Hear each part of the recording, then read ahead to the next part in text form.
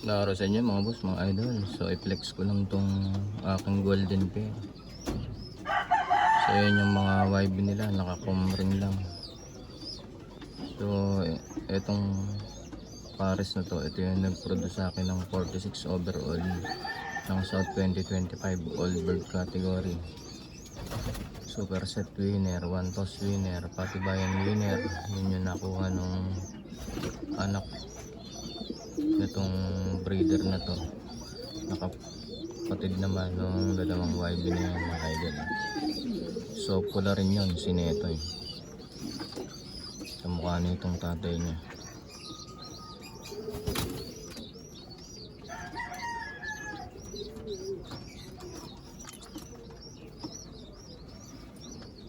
So itong pairing na to mga idol, yung nag-produce sa akin ng overall champion, super set winner, one toss winner at patibayan winner mga idol. So dito naman sa kabila, ito naman yung tatay ni Bunso mga idol. So si Bunso mga idol ay nakakulay nito yung tatay niya. Yan mga idol, ito yung tatay ni Bunso mga idol. Si Bunso ay Katbalogan Daybird. 1000 plus yung speed niya sa Katbalogan lap. 76 overall champion ng Young Bird category ng 2025 South Race mga idol. Yung anak nito. Kakulay din nito yung anak na. So nakapag-produce ako mga idol ng anak nito na ganito din ang kulay. Pa South 2027 naman mga idol. So muli tayong susubok sa South Race.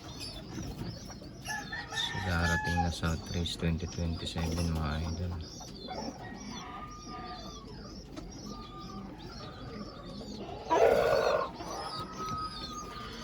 So sa South Race 2025 ay 2026 mga idol ay wala tayong napa overall.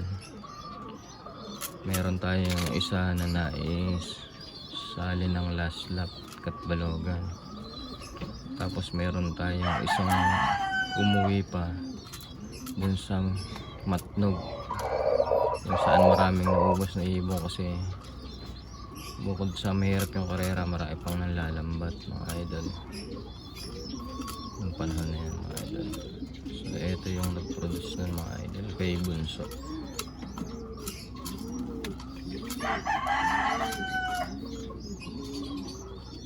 So yun na mga idol, ang munting update sa aking munting alagaan. Magandang araw sa inyo.